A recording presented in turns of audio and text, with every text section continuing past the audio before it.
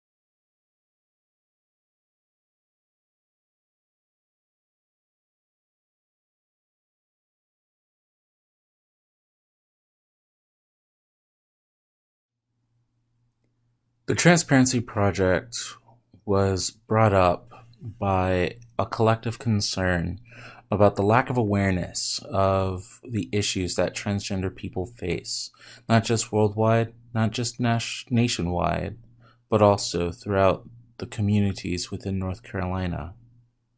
In 2017, I was doing another exhibition when a fellow colleague had mentioned that several of his social circles brought this issue, spoke of this issue, and brought it to my attention. Shortly after, as I started meeting more artists, I had just moved to Charlotte from Atlanta and was starting my career in the arts, working at a local museum.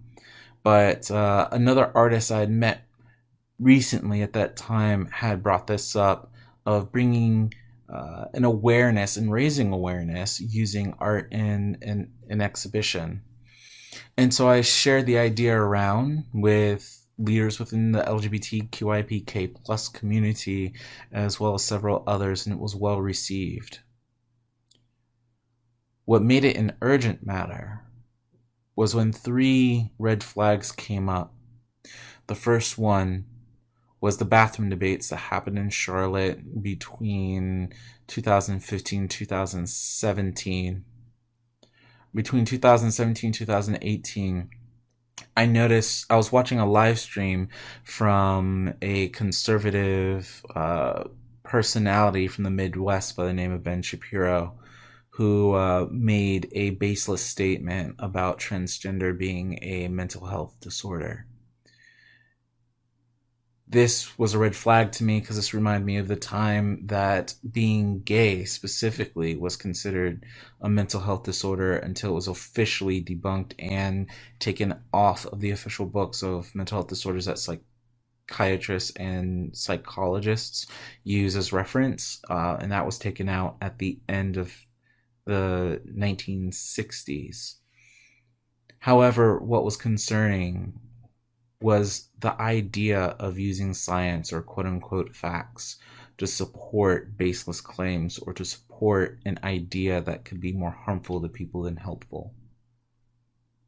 The final concern, or the final straw, was when our 45th president had made the executive order to ban transgender troops that were currently serving and dismiss them while preventing new ones from enrolling and enlisting.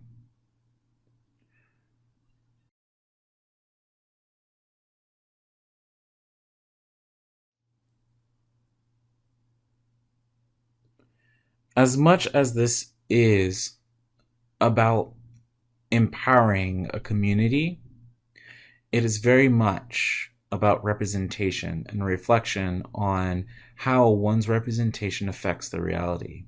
And not just for the individual, but for an entire community, a culture, a neighborhood, an identity, and a nation. Through not just media news outlets, but through popular culture, through representation in the workplace, through how one is represented via word of mouth, through all other ways that one can, and other avenues that one can learn of a people. It's important to be mindful about how those play into an effect, and for those who are putting content and information out to be mindful about the lasting effects it can have, not just on the psyche of our communities, but also on the reality of the people that you speak of. For the wrong interpretation can make disastrous results, as we've seen in history before. The following is an artist talk consisting of some featured artists into the virtual exhibition that we have that will be up online for all times, and some of which are featured in our physical exhibition that are hosted over at Guilford Green in Greensboro, North Carolina. We gathered together online to talk about the responsibility of the artist, the image maker, and the creator, as well as the impacts of our creative efforts in the communities that we serve.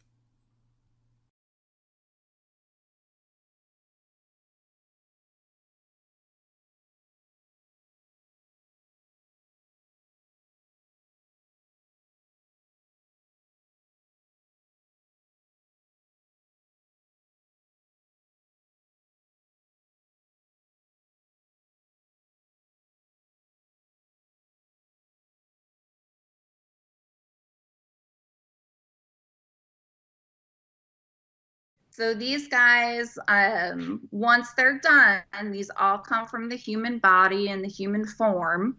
And once they're all done, we end up printing them out life size.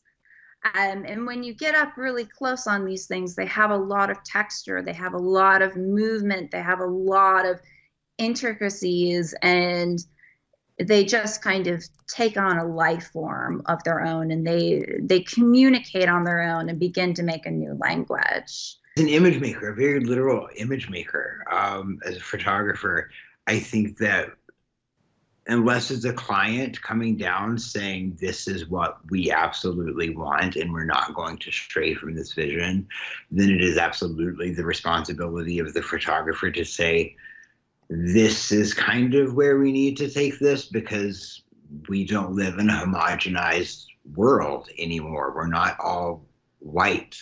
And I'm not sorry to say that, but we're beautiful colors of darks and grays and mochas and Swiss almonds and who knows, and it's beautiful, and it's not represented anywhere except maybe in Rihanna's Fenty line.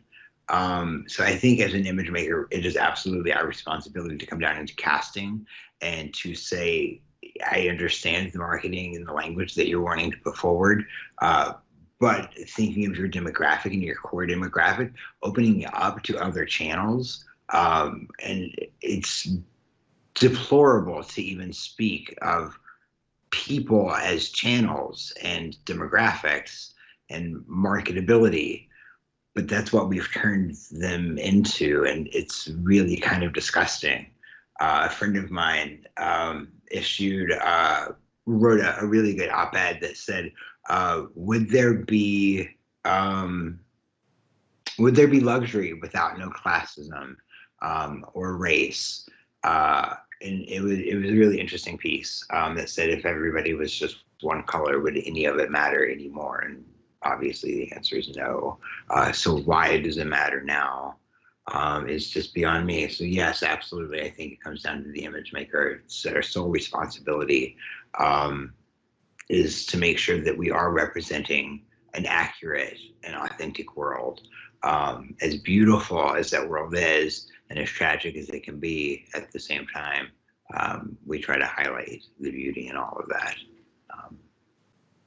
Actually, Eric, I think about when we first met, it was actually over the phone after doing some research and looking at other artists when I was scoping out like who to feature for the exhibition.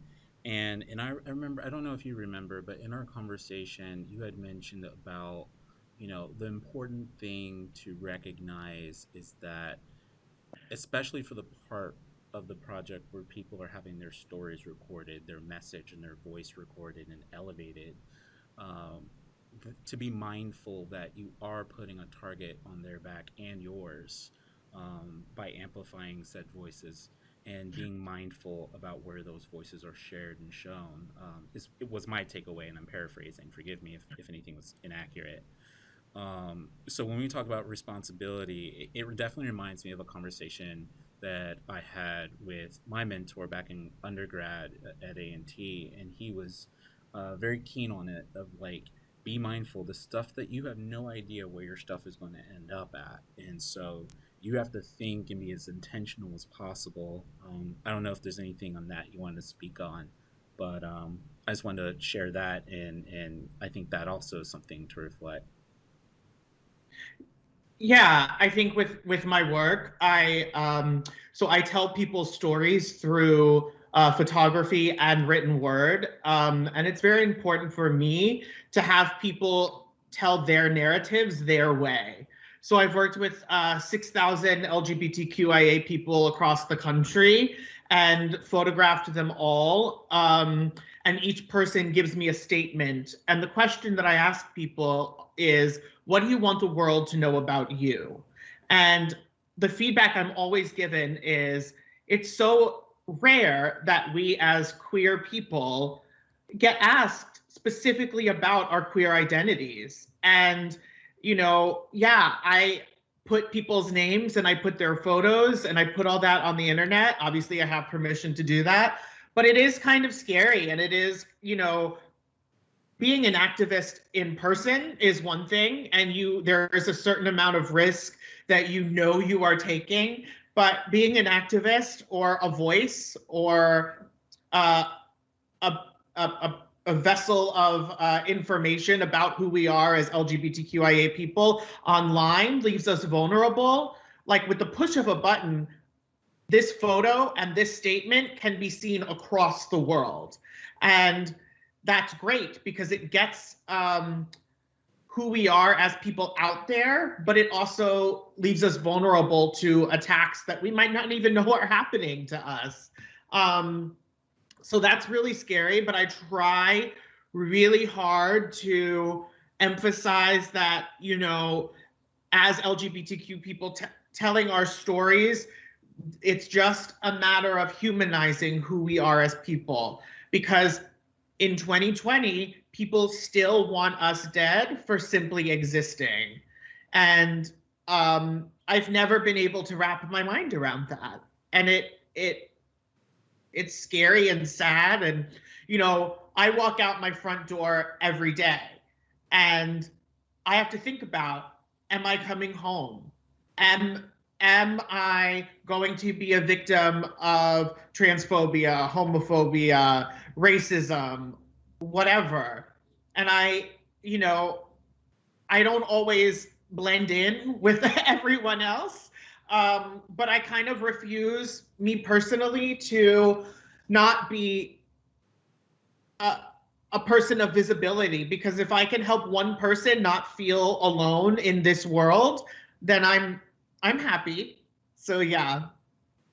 I'm Sarah, and I'm a little apologetic because I'm cisgender, but I have a non-binary bisexual child who has given me plenty of permission to share that with the world. And my project began when Alex was getting ready to go off to college, and you know, the bathroom laws in North Carolina had just come down, and I had never, I'm a little timid, so I'd never been much of an activist in my life. But this suddenly landed in my front yard. You know, I was like, what? My kid is not safe. My kid is not safe in the world. You know, Alex is a pretty amazing person, but there's a lot of stuff internal that they don't ever get out. So I kind of, you know, if I could have wrapped them up in styrofoam and sent them off to school, I would have. So I thought, I want to put them in armor, and not just an armor of protection, but an armor of love, because I think as a mother, I knew I had a unique voice to be able to talk to people who, you know, I didn't go, hey, I want to have a transgender child one day. I mean, when Alex told me they were non-binary, I said, what? I don't even know what that is. I was like, I mean, I guess that's okay. I mean, just tell me about it. So Alex has been really great about talking with me about it, and I've learned a lot. I made a lot of mistakes, but this was my way of kind of apologizing to my child for not just taking up the and just running with it. When first I was really hesitant, I was scared, I was nervous. You know, I wanted to protect my child. I wanted them to be happy. I didn't want things to be more difficult. But, you know, once I realized that my child's happiness comes first, then I wanted people, especially people in the religious communities, because they're the first. It always seems to be mean and hateful.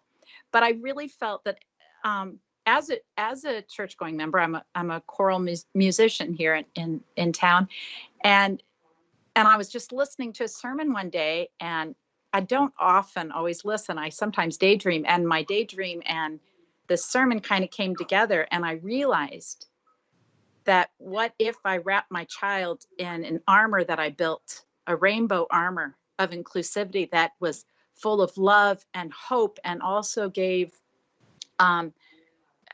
other people, like everybody can relate to a mother's love. They may not understand their child's struggle. I mean, I'll never understand what my child goes through, but I understand what it's like to protect my child and to love them no matter what, and to keep them safe no matter what.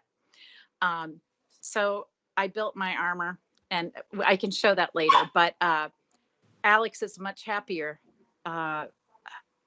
knowing that I'm on board and that I've made this sort of declaration of love in such a public way. But I do feel that there's a huge responsibility for me to make sure the focus stays on the transgender community and not me as an artist, you know, to be representative. And this is not a piece that I'm going to probably continue to expand upon because it's not my unique experience. So I feel very protective about that. And, you know, this is my one piece that I wanted to do as a tribute, and hopefully that it will raise awareness. And everybody that I talk to from all different walks of life, I get a little emotional when I talk about it, and you see them get emotional. So I know that it's a piece that has a lot of power and connects us with love, and we start to see each other as people. Thanks. Sure. I think the biggest thing for my art is just connecting me with so many other trans and LGBT folks that appreciate the representation that I put in my art.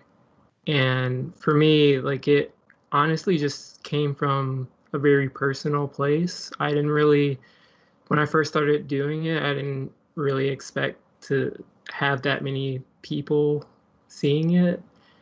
And as that started to grow, it's just, yeah, it's like bringing people together has been really important. And it's been really vital for strengthening community with people. I think that art, especially when it's relating to trans people and queer people, tends to by nature be political, since we seem to be such, our bodies are politicized just by our existence. So I think it's really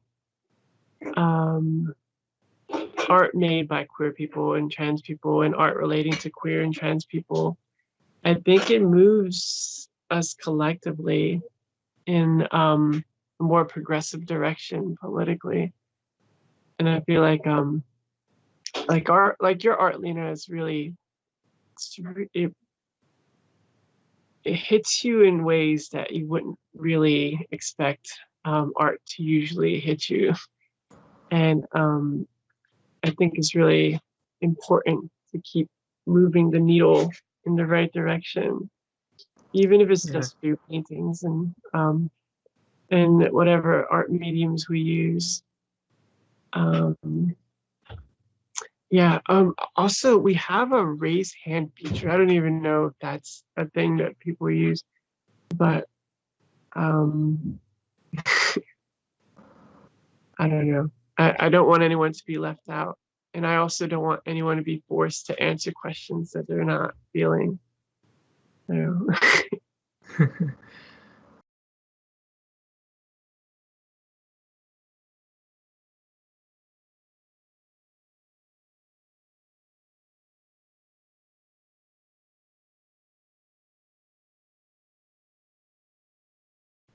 Well, I know personally for mine, it kind of inspires notions of self-care and reconnection and self-healing and giving oneself a more positive, image. And it brings up topics of like self-reflection and intimacy and trust, and and all those things can come together to cuddle somebody and hold them tightly. And so, that can help heal and inspire and impact in many ways.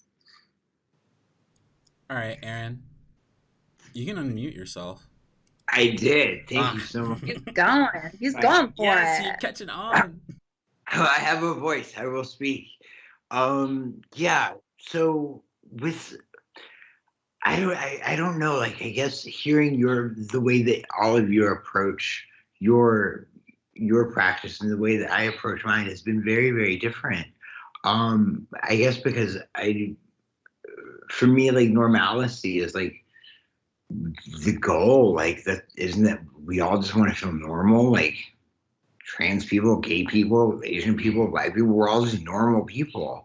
So if I normalize the experience of being in a fashion editorial and, instead of like coddling or, just treat them like the model, they're the talent, and just do the shoot, they're normally quite comfortable and taken away because they weren't like exploited or made to feel like their body was the topic. I'm like, no, honey, I'm here for the clothes. You just have fierce attitude. Like, that's all I wanted. But there was one instance that I thought was particularly moving for me, that stood out, which made me approach shoots in the future differently. I found a non-binary model at that time by the name of Starchild. And if I could, I think I will show you now. Decided here is Starchild. And you can see it clearly says she's skirting the line between the binary and the non-binary. Because at the time when I found Star, she was unsure of herself, and she didn't feel comfortable owning her pronoun. And accepting her pronoun and being comfortable within her own skin. And that just, it hurt me because I've never experienced that. And I just wanted her to feel safe and loved. And the only way I knew how to do that was just to treat them like a normal person and just be safe and loving. So we put a shoot together within a couple of days. Like, I found a makeup artist and a great stylist, and we shot this in a day. And when we started shooting, Star was just so still, and you can see, like, there's no movement, there's no real expression, but Star is so present and so there, and so much energy, and you can feel it, that I think that these images really transcend. This image here was selected for Vogue Italia. It's printed a couple of months ago. These fall down into a little bit conceptual. You can see the makeup has changed. It's become more dramatic. The outfit has also changed. You can see here, she's coming home from a night. Has she been out all night drinking and dancing? Or was she out all night and then got jumped on the way home because more trans people are likely to be the victim of a hate crime than anybody else? So we're not exactly sure what happened to Star at the end of the night.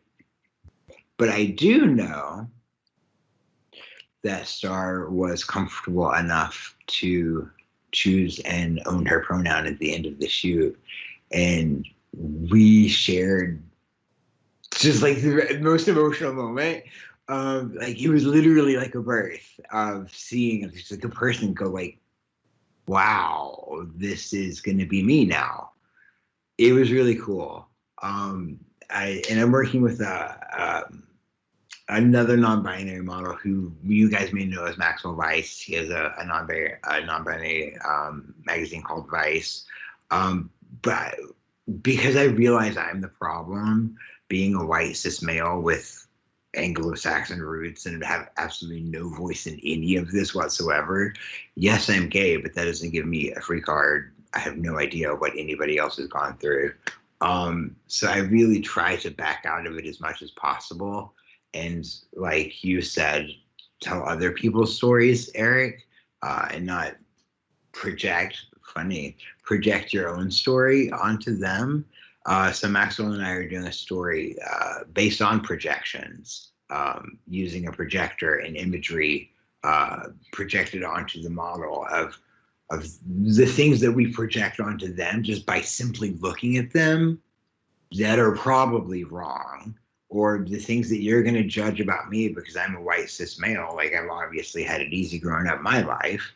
Again, you're probably wrong. But the things that we project about each other, I really want to do some self-reflection and some play on that.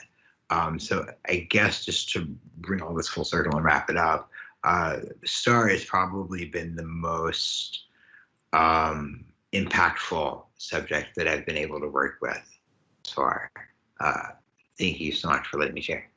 Yeah, I think using our platforms and using our artistry to hold people accountable is also something that I didn't set out to do, but I've started to do. When I met with Beto O'Rourke, I was trying for so long to hear from him something about trans people, because in his literature that he would send out, he would talk about the LGBT community, and it was great and, you know, wonderful, but he would never specifically talk about trans people in any of his live speeches. So when I met with him, I said, yeah, I'm going to ask you, what do you want the world to know about you? But I'm also going to ask you to concretely say something about trans people. And it was right at the time when Trump had just done the no trans folks in the military. And so Beto made a quote about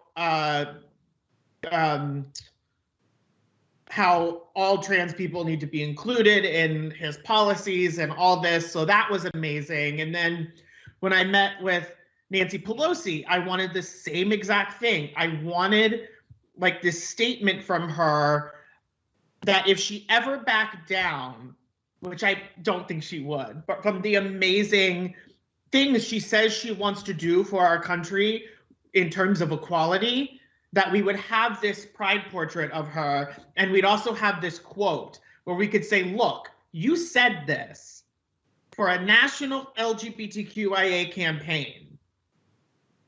Why? Like, I'm going to hold you accountable.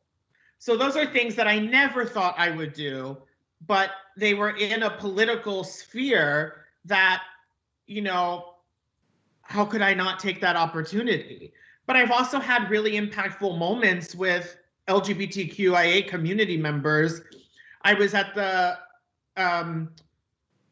National Equality March, and I was doing pride portraits, and this older gentleman came, and he, as we were doing his photo, he just completely broke down in tears and could not speak. And I had a line out the door of people ready to do their pride portrait, and I had to pull him aside and just say, are you okay? Like, what's going on? And he said, this is the first time that I have been out and proud about who I am. He's like, I've grown up with learning disabilities. I didn't really understand what it meant to be gay. And at like 70 years old, here I am at this National Equality March, taking a photo celebrating myself. And he was just so overwhelmed. And it's things like that, that even though running a nonprofit is exhausting and half the time I don't know what I'm doing, it's those extremely personal moments that keep me grounded and keep me remembering why I started doing what I do, to really touch people's lives and to empower them to tell their own stories.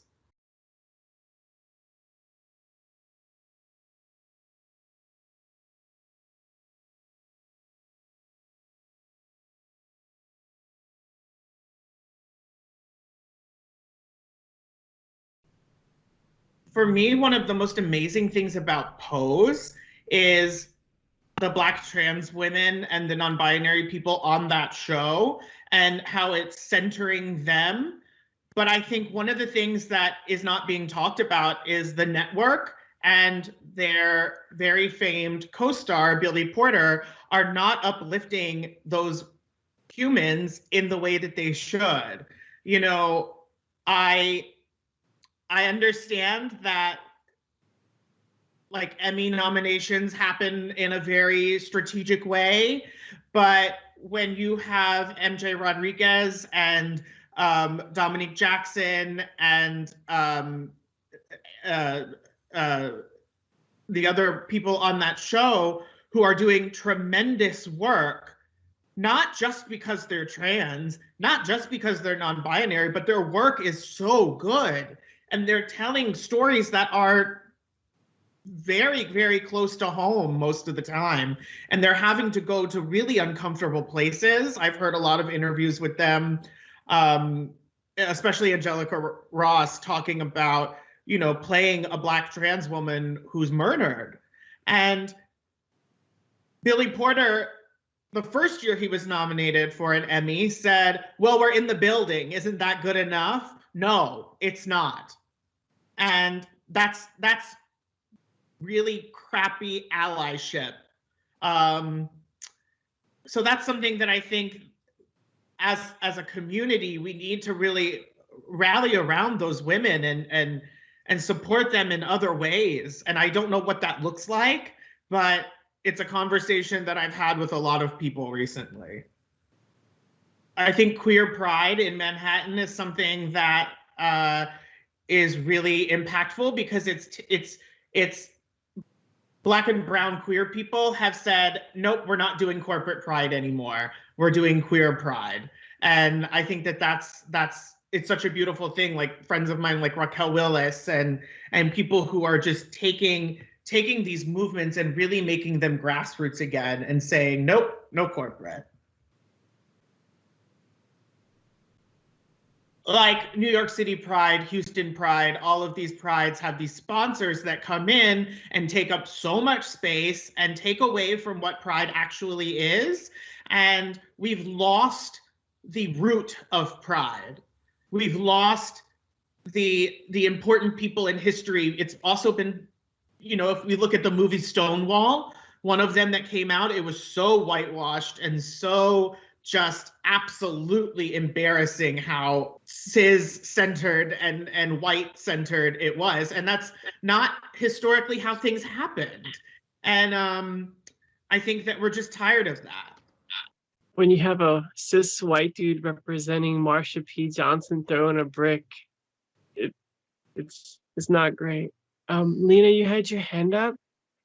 Yeah, I was gonna say something that I personally look for a lot in pop culture is I want to see other people like myself, other Black trans women, and I think even though it's very important that we see that we educate people on the struggles and hurdles that we have to overcome, I don't want our experiences to be reduced to trauma.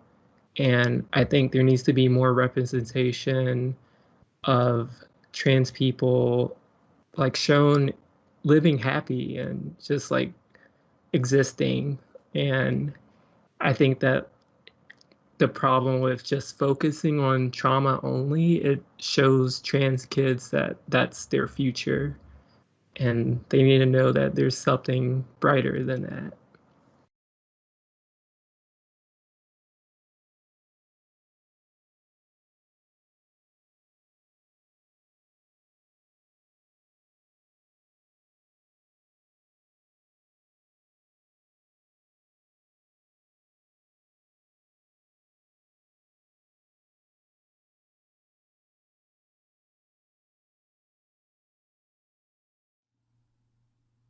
To close out for the night, we are going to hear the voice and narrative of Laura Americo.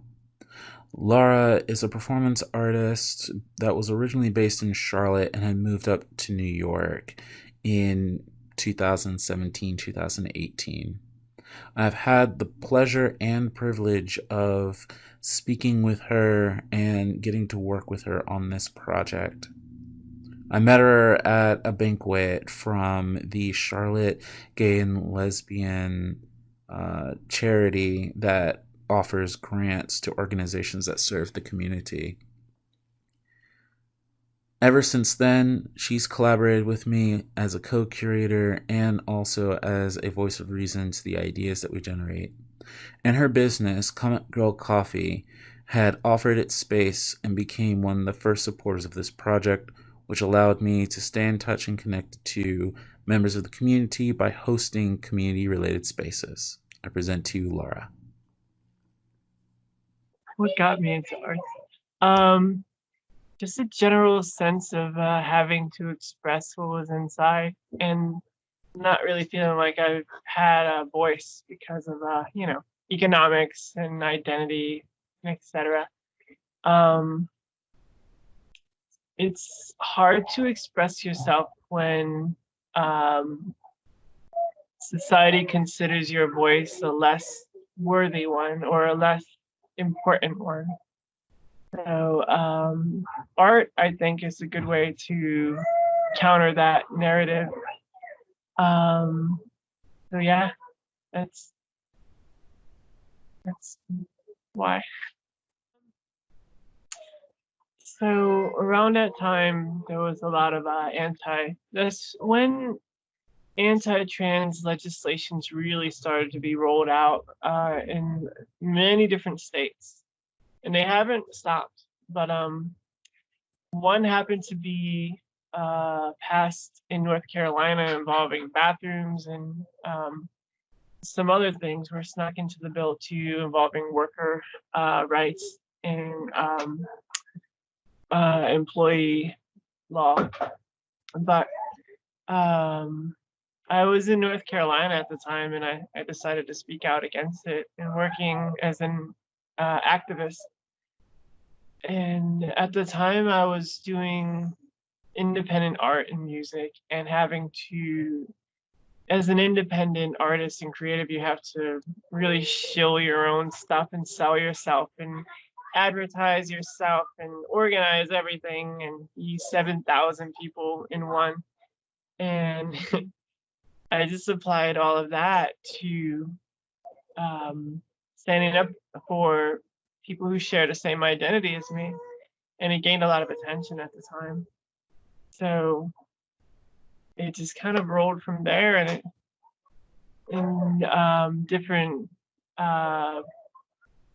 in different ways, it never really stopped. So most of it was music, and there was, at the time, musicians were boycotting North Carolina because of the bill. So it left a really big space for performance art and music performance pieces to sort of get trans people that were affected by the bill through it, and to raise money for different organizations and organize different things around it. So there was a bunch of rallies at the time and a bunch of different concerts. But yeah, it sort of happened all over North Carolina.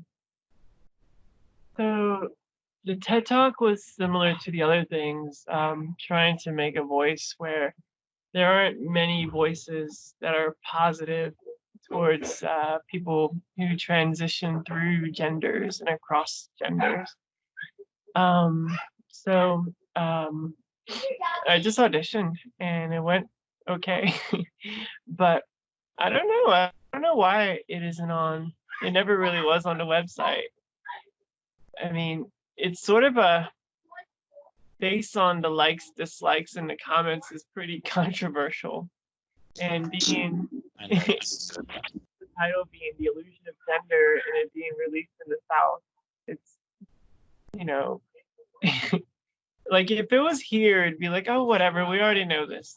Or like in another progressive place, we already know all these things, Laura. Get out of here. But being in the South, it's like we are very offended by people wearing what they want to wear and expressing themselves. Really, we can't have that. So between New York and North Carolina was the time where Comic Girl Coffee was born. And the idea behind that was to create a space for queer people. I wasn't, like I said before, expressing yourself can be controversial in very conservative places. So I felt like there was a need for a space where you don't have to worry about that. So it was a coffee and comic shop, and it was a nonprofit cooperative. And it was cool. It was great.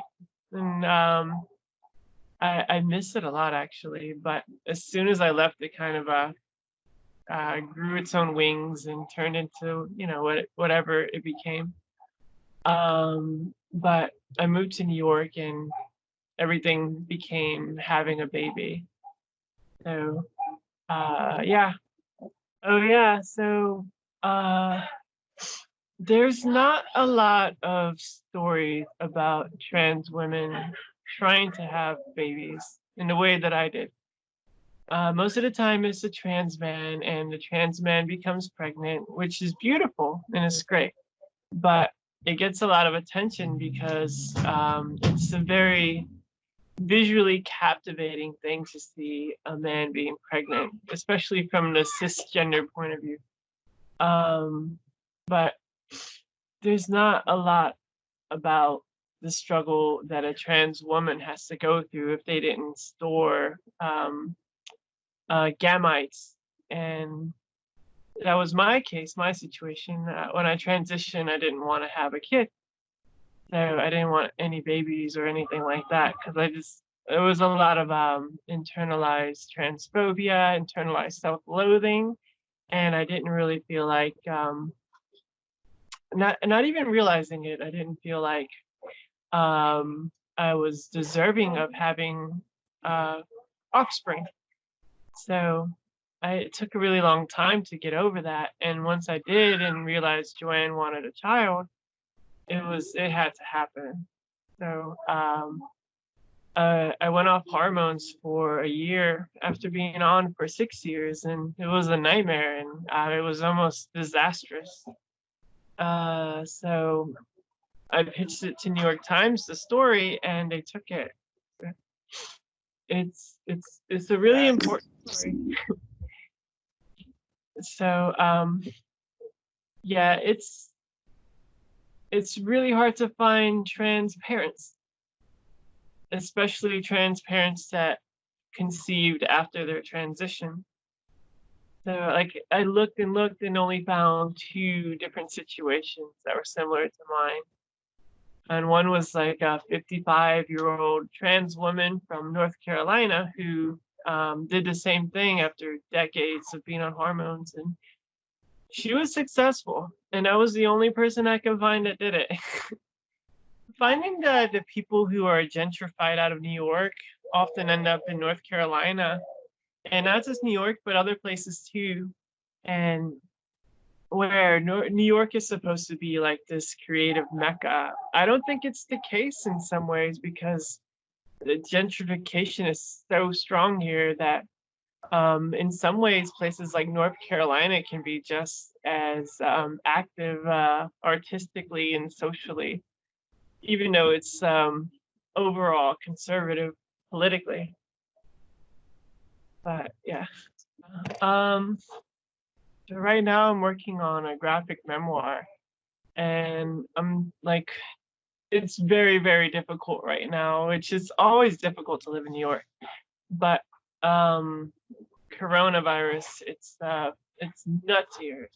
It's like so hard. Which also thanks for your patience with the video call and everything. Thank you for your patience. It's bananas over here. So I'm fighting and fighting to stay active artistically and also survive. So I'm trying to focus on improving my technical skill with illustration and watercolor, as well as musically and producing music. So I try to set aside at least an hour every day to do something, and it's sort of like pushing a car uphill. so hard, but it's really worth it. It's really rewarding.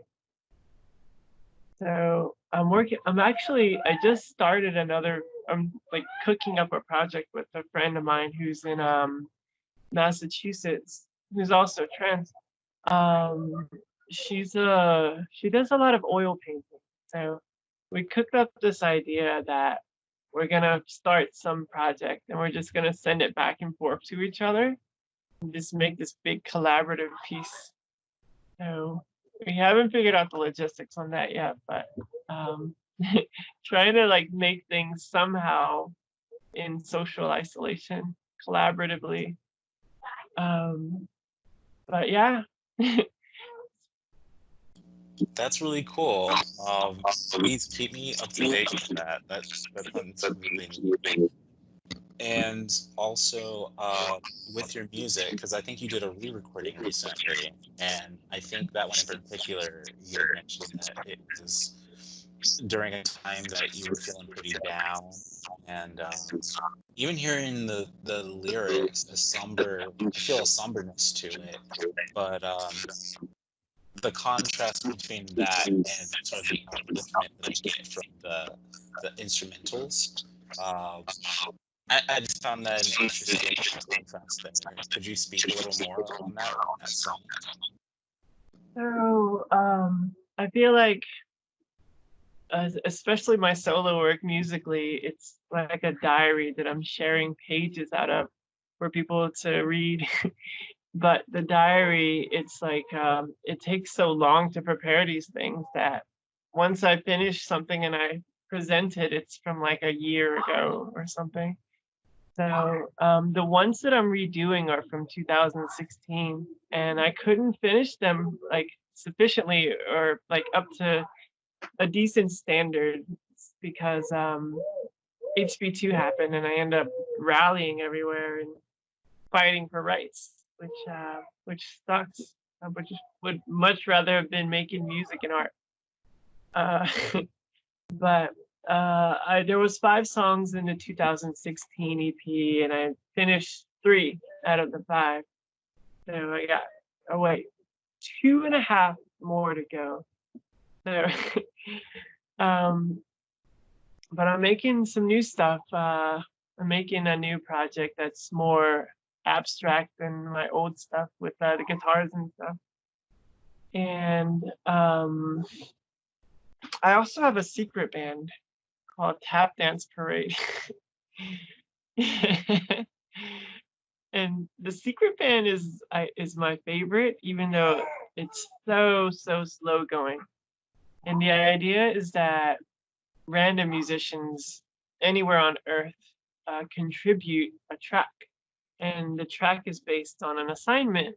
Everybody has to make a track that's in a certain key, a certain time signature, and has a certain theme. And they all send it to me, and I put it all together into one song, and nobody gets to hear what the other people played or made until the end. So it could be absolutely anything, which that one's the most fun. But it's been 2 years and we've only made 1 track so far. So by the time I'm 60, there will be an album from Tap Dance Parade. Well, hopefully much sooner. Oh, so being an ally, I forgot to answer that one earlier.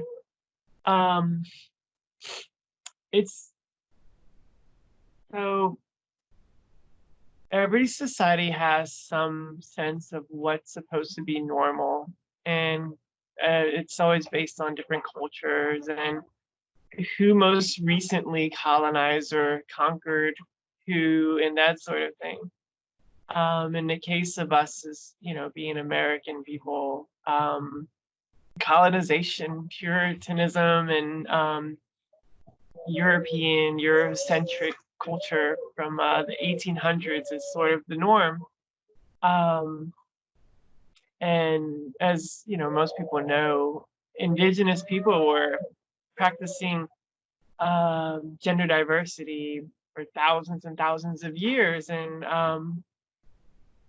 people who traveled between genders were spiritual leaders, and they were cherished, which that's the more evolved way to be.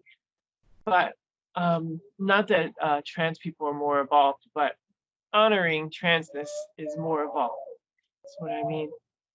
So when colonization happened, those ideas were erased. Trans people were erased, and whoever wasn't violently conquered they were sent to boarding schools and things like that. And that norm, it carried on till today, where most recently people are starting to get that trans people are going to be born every day, and trans people are never going to vanish from the face of the earth no matter what we do. So I optimistically think people are starting to change and get it.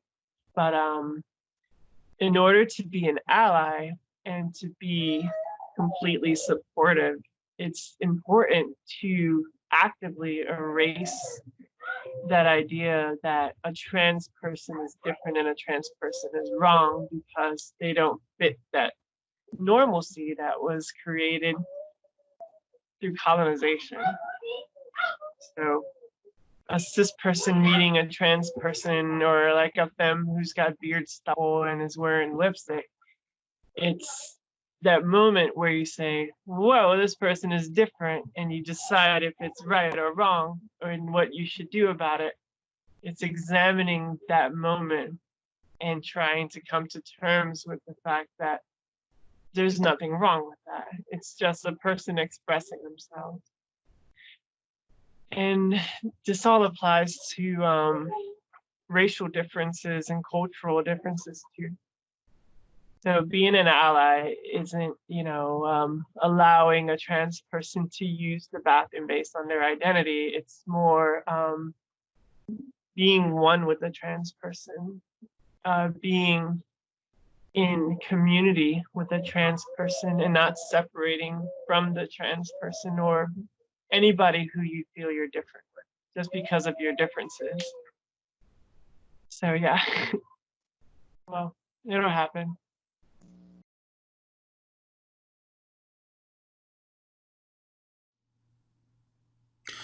Thank you so much for participating with us tonight as we celebrate transgender lives of those who are here and those who have passed on.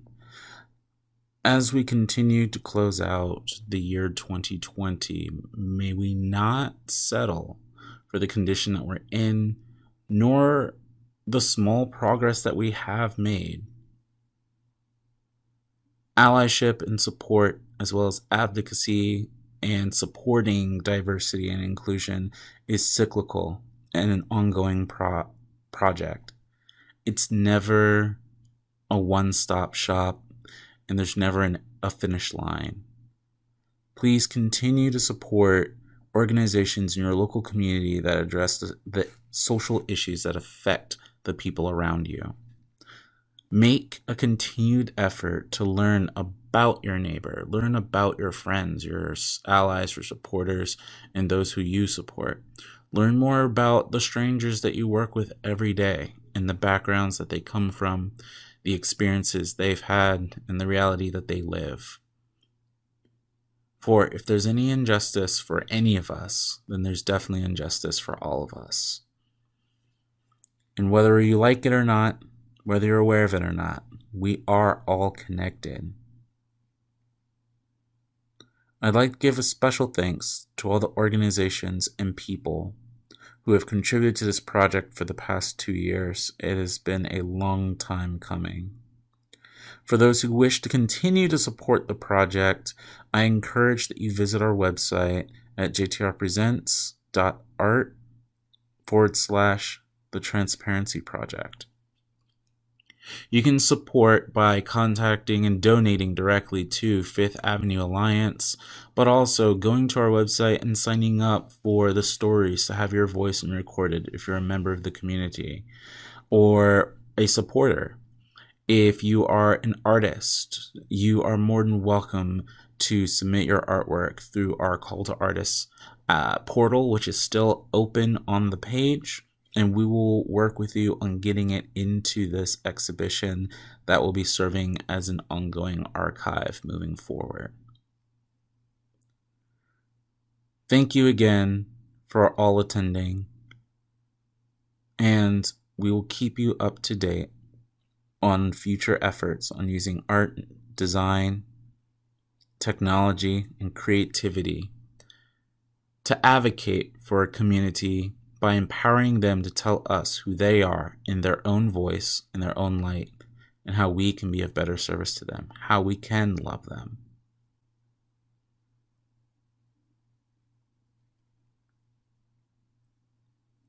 Enjoy the rest of Trans Awareness Week. Enjoy TDOR. Enjoy your night. Take care.